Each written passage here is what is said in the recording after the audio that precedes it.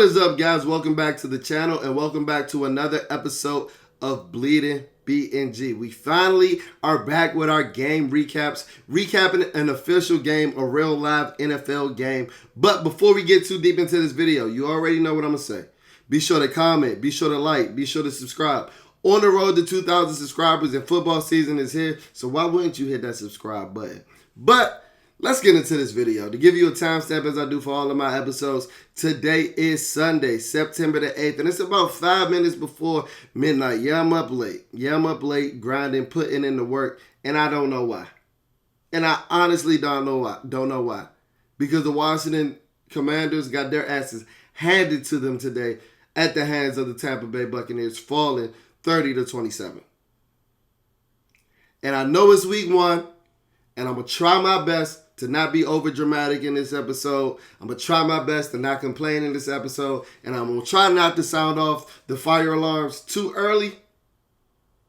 But there were some things today that just didn't sit right with me. And while I know we have a new owner, while I know we have a new quarterback, while I know we have a new head coach, new GM, all the shiny toys, the whole nine, I get it. I understand it. I saw a lot of the things that I've been seeing in my last 20 years of being a Washington football fan rear its ugly head today. Especially in the last 10 with that fucking performance from that fucking defense today. That looks like 2016 Washington defense. That looks like 2023 Washington defense. Like, we couldn't get off the field on third downs. Like, come on. But I'm going to get into them. But let's get into the main attraction, Jalen Daniels. He was one of the only positive lights today. Our franchise quarterback. And while he didn't have an amazing game through the air by any means, going 17 for 24 for 184 passing yards, he still showed you his dynamicism, his athleticism, and he still showed you the capability of turning the game on its head with 88 yards on 16 attempts rushing with 2 rushing touchdowns. And no, I do not want Jalen Daniels running the ball 16 times. I totally understand that. But what the fuck do you expect when he's dropping back every time and he got wide receivers over there getting Velcroed, getting stuck on DBs like Velcro, like super glue? What do we expect? Wide receivers not creating a nick of separation. Terry McLaurin giving me the same old, and I love Terry McLaurin. But y'all got to stop calling me a hater for pointing out what the fuck I'm seeing with my 2 eyes. Terry McLaurin out there doing a whole bunch of cardio, not getting separation like he was doing in 2023. Well, at least in 2023, I could have chalked it up to that turf toe injury. What was the excuse today? Olamide Zaccheaus out there pulling his best 2023 Jahan Dotson.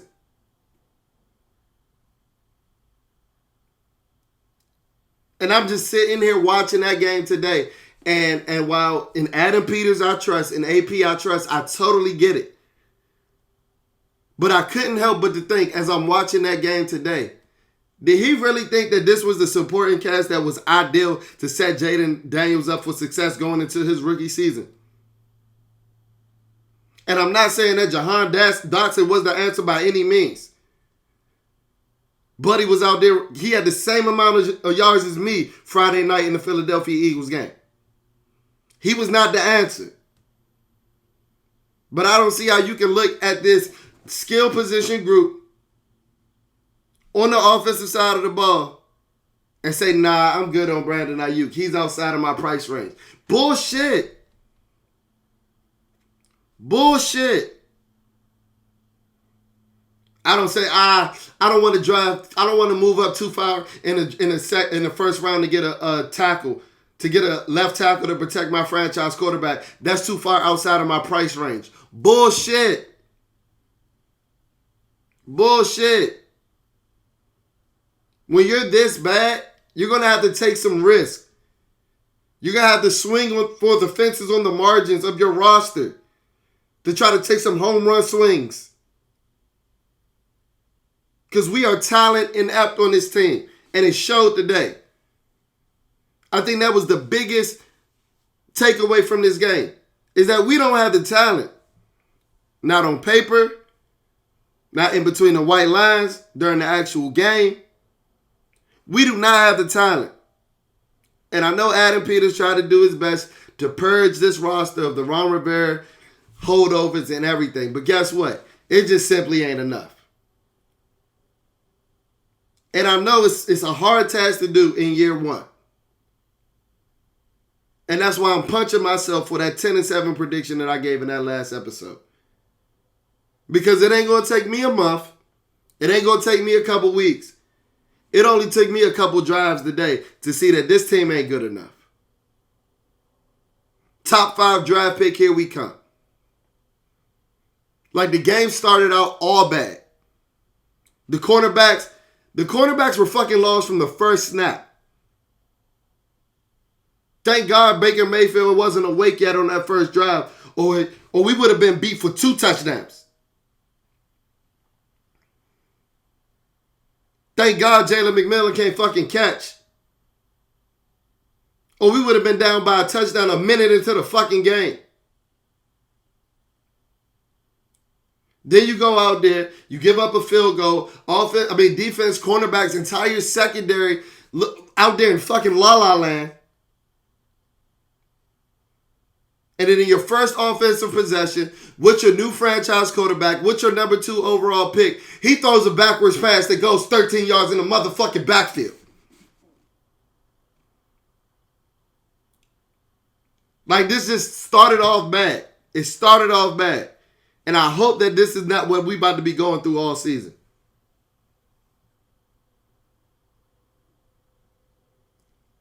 That backwards pass that Brian Robinson jogged for, let's be 100% real, he jogged for it. I don't know if he thought that was a forward pass, but he ain't get on his high horse until he realized that the defense was running after the ball as well.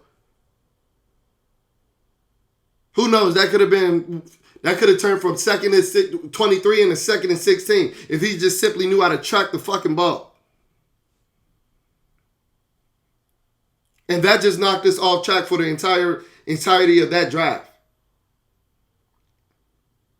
resulting in a 3-and-out. Then your defense goes back out there. Your defense goes back out there for the second drive of the game, being down 3-0. Then on second down, Benjamin St. Juste drops an interception. We see why Buddy got 1 career interception since fucking high school. Because whatever I told y'all about these Washington cornerbacks, they're not horrible athletes. They play with piss poor technique, and they have 0 fucking ball skills. They have 0 fucking ball skills. And you know what happens when you drop interceptions like Benjamin St. Juste did on that play? And I don't want to hear how hard of an interception it was. Benjamin St. Juste ain't made up that play in his 4 years in Washington. We will just keep talking about how hard these plays is to make. And he ain't made not near one of them in 4 years. Because guess what? On the next play, you have 12 defenders in the huddle, granting the Tampa Bay Buccaneers 5 yards, and then they hit you for a big play to continue the drive, to go on for another scoring drive. You have to take advantage of the opportunities when they present themselves, especially when you're not a good team. Especially when you got the fucking little giants out there. Now, we ain't the little giants. The Giants are the little giants. Especially when you got the bad news bears out there. You got to take advantage of the few opportunities that present itself. And let's stick on these cornerbacks for a minute, man. Emmanuel Forbes is dog shit. He's not asked for a first-round draft pick. He's asked for a football player. He's asked for an NFL defensive back. He's asked for an NFL cornerback. He could have been drafted in the 7th round. He could have been fucking Mr. Irrelevant, and Emmanuel Forbes would not have lived up to that draft pick. He's fucking ass.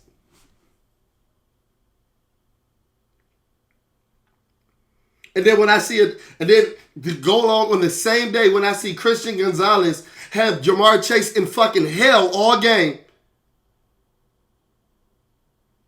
I got to turn the TV and see Emmanuel Forbes, who was drafted before him, thanks Paddleboat Ron, getting fucking torched by Jalen fucking McMillan. By Jalen McMillan. Christian Gonzalez is holding a top 5 receiver in Jamar Chase in hell all game. Emmanuel Forbes getting cooked by a guy we ain't never heard of. And where all the Emmanuel Forbes truth is at now? Oh man. A.J. Brown does that to everybody. Stephon Diggs does that to everybody.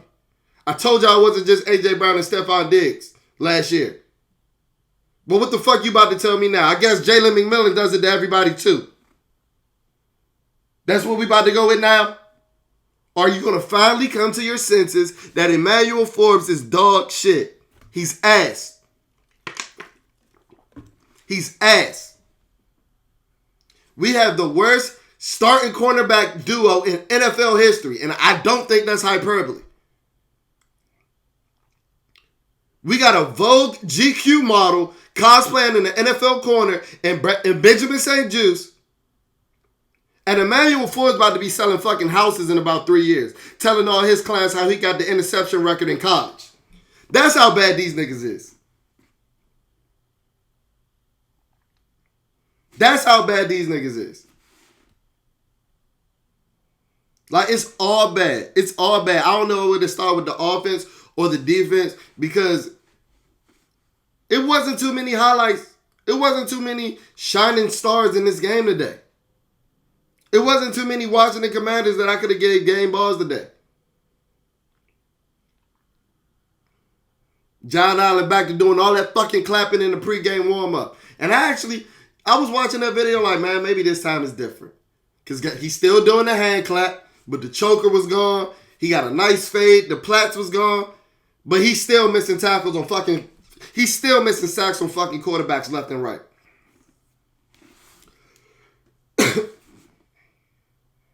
The day we finish a sack will be the first day that we finished a sack.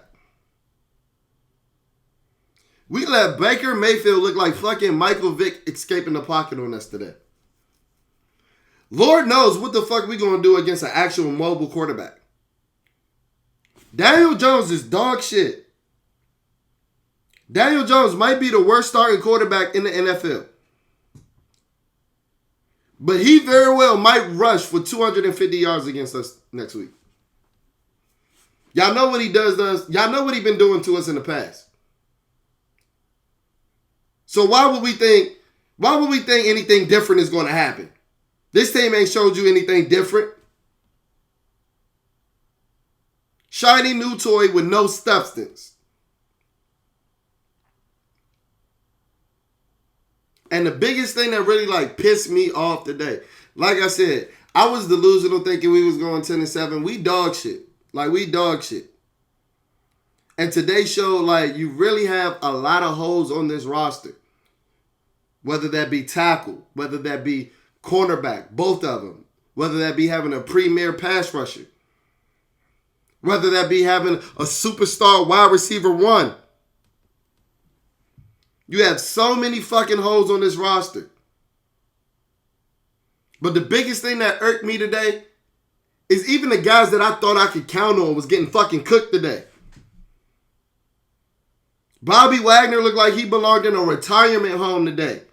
He looked old and slow. And before you start telling me how he led the team in tackles, those tackles 7 yards down the field do not tell the full story. And I know he had 3 tackles for loss. 2 of those came on back-to-back plays when the game was damn near out of hand. We really watched film. We really watched the game over here at Bleeding BnG. Don't think you getting over on me. How much impact did those 3 tackles for loss actually have? Let's talk about that stiff arm he got from Rashard White. Let's talk about that. I ain't never seen Bobby Wagner get a stiffy like that. Emmanuel Forbes got that shit on the first fucking play. We expect that shit out of Emmanuel Forbes. He's a tall out dig battling against fucking grown men. That's why he about to be selling houses in 2 years. But Bobby Wagner? Bobby Wagner getting a Heisman to his chest? I had some buddies from the Seattle Seahawks when we signed Bobby Wagner tell me that Bobby Wagner ain't it. Like, those counting stats don't mean a thing. This is not the Bobby Wagner of 2015. And I'm starting to think that maybe I should have believed them a little bit more.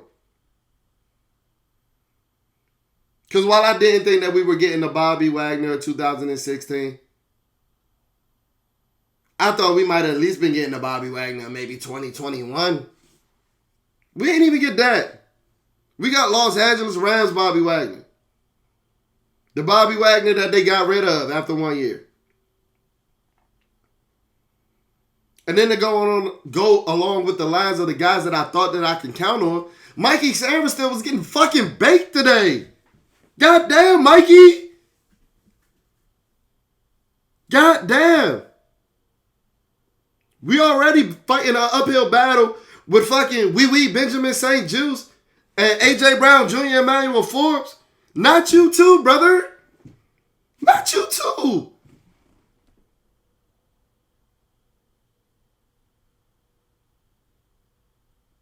All offseason, I heard how this was the guy. His maturity. This is a guy that stays in the playbook. This is a guy that knows what he's doing. He doesn't make the same mistake twice. He made the same mistake about 36 times today.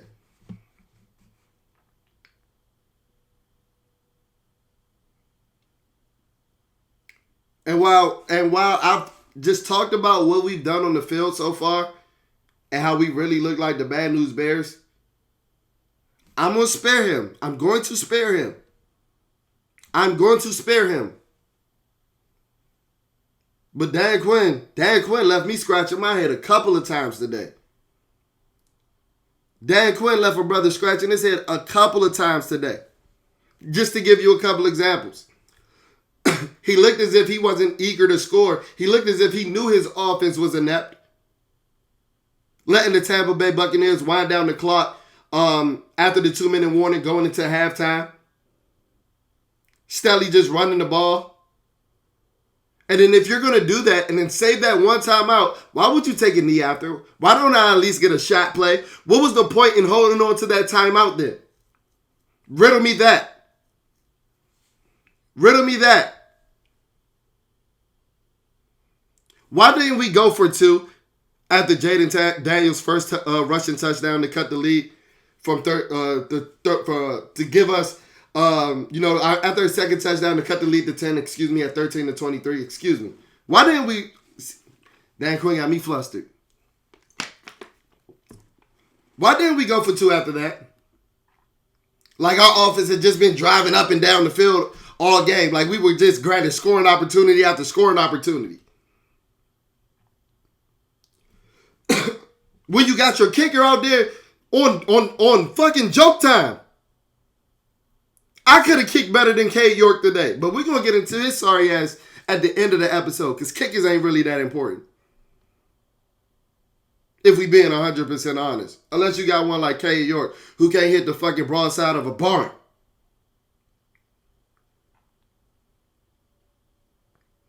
But let's get back to Dan Quinn. The coverage breakdowns. I understood the coverage breakdowns last year. They were getting coached by a high school coach. They were getting coached by somebody I honestly believe I knew the game more than. I knew more of the game then. But Dan Quinn, Joe Witt, this is supposed to be what y'all do, brother. The secondaries is supposed to be your thing. So why were we out there practicing social distancing like it was 2021 again?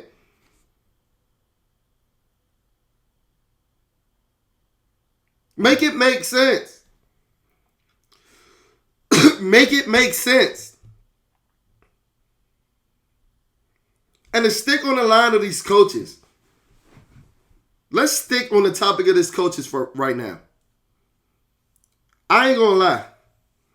Joe Witt Jr., he might have went to the Greg Minuski School of Selling Dreams. Because so far, that look like that's about all that he's good for. Because I ain't gonna lie. Back when Jay Gruden brought Greg Minuski in, I don't know what radio interview it was. If you're a real OG Redskin fan, you know exactly what I'm talking about. It might have been his introductory press conference when he was talking about cracking skulls and busting iron. I was like, oh, Greg Minuski, oh my God, he's a psychopath. We really got a lunatic for a defensive coordinator now. Well, it turns out that Greg Minuski, his defense was soft as Charmin. His defense was so vanilla, we should have called him Ben and Jerry. We should have called him Ben Jerry. With how vanilla his defense was. Well, guess what? Joe Witt Jr. giving me some of them kind of vibes right now. Where's that violent defense that you were talking about in that introductory press conference? That defense was anything but fucking violent today. How you gonna have a violent defense and we can't get fucking Baker Mayfield on the ground? I've seen a fucking overweight cop. I've seen fucking Paul Blart get Baker Mayfield on the fucking ground better than Deron Payne and John Allen did today.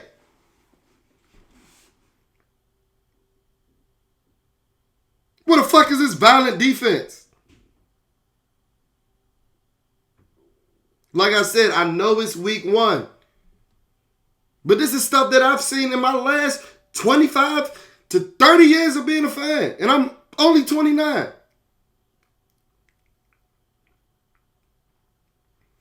Let's stay on these coaches. Cliff Kingsbury, what the fuck was the creativity? Cliff Kingsbury told y'all that he was not an air raid type of coach. Well, maybe we should have fucking listened to him. Jaden Daniels had an average, I don't have the official numbers in front of me, but Jaden Daniels had an average depth of target at about -5 to start the fucking game. We were looking like the Ravens on Thursday, all them 3 screen passes we were throwing. Terry McLaurin doesn't have his first catch until 3 minutes left in the third quarter. And the only reason that I'm harping on Terry McLaurin is because he's the best that we got.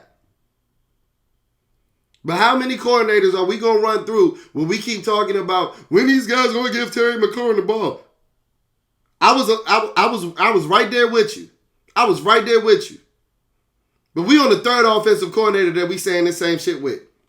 So I guess Scott Turner, Eric Bieniemy, and Cliff Kingsbury didn't want to give Terry McLaurin the ball. Is that what you're telling me? Or can Terry McLaurin be schemed out of games? Is he not what we think he is? Or is that the case? Or is Terry McLaurin the only wide receiver that we got, so he's getting quadruple teamed because we got fucking Olamide Zaccheaus who had 10 catches last year and fucking Luke McCaffrey who was a fucking quarterback 2 years ago playing receiver. That's his supporting cast. Oh, don't let me get De'Ami Brown with 400 career yards in year 4. He averages about 100 yards a season over the course of his career. You let me know which one it is.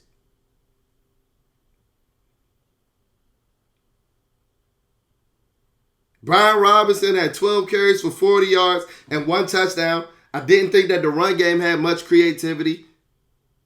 He only averaged about 3 yards a carry. Now, I didn't think that we got a lot of push in the run game. And I need to go back to the film to see exactly where the calls was at. Because one thing that Sam Cosmi was doing at the back half of last season was getting pushed in the run game. So I don't know if he was a culprit in that today or who the biggest culprit was. But trust me, we will find out. We will find out.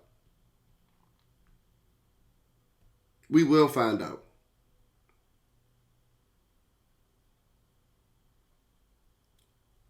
Where was Frankie Louvu today? I promise you, I didn't hear Frankie Louvu's name until he got hurt.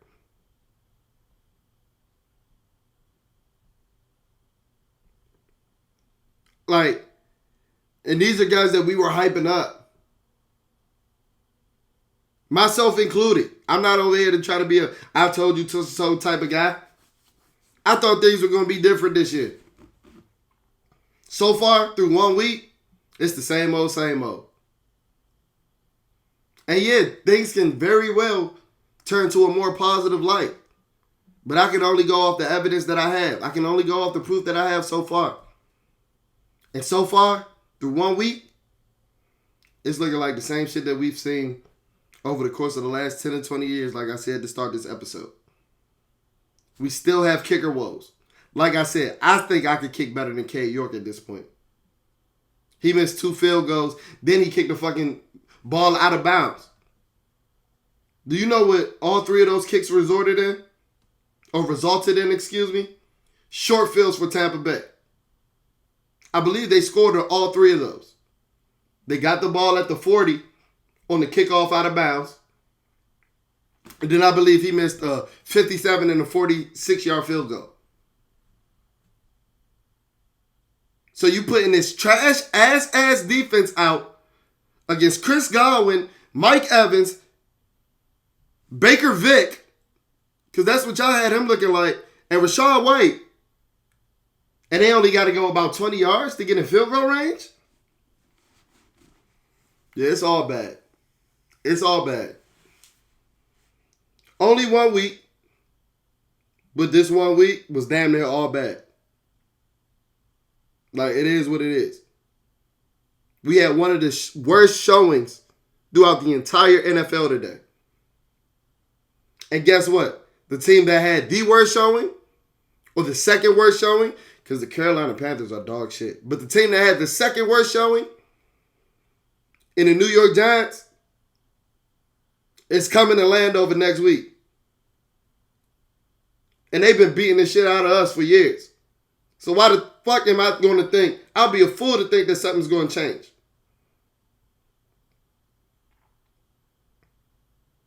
Two bottom 5 rosters. We might as well label the next week the Toilet Bowl. I'm going to be there, though, boots on the ground, at the Toilet Bowl in Landover, supporting this sorry-ass team. But, as I keep saying, I know it's only 1 week, but it looks like we might be in line for a long season. But guess what? I'm going to keep giving you the most raw, uncut, and unfiltered analysis on your Washington Commanders. If you're not following us on social media, go ahead and do that. Our Instagram is at BleedingBNG, BLEEDING, BNG. Our X page is at BleedingBNG, BLEEDINBNG. So there's only 1 G in our X handle. If you're listening to us on audio-only platforms such as Apple Podcasts or Spotify, please leave a rating, please leave a review. That's how we finesse these algorithms so that when you're searching anything Washington Commanders, Bleeding BNG is the number 1 thing on your content hub. I ain't really got much more energy to waste on this team today, but we got a long season. On to the New York Giants. Reaction video coming tomorrow. I'm going to try to get some film work in, so look for a film video as well. Don't know what I want to watch, what I want to do a film breakdown on, but hit the comments. Let me know what you want to see me do a film breakdown on, because I don't know if I can really put myself through the misery of watching that full game again. But yeah, man, go ahead and hit that subscribe button. Hopefully you guys enjoyed this episode, and I'll check in on you guys on the flip side. Peace.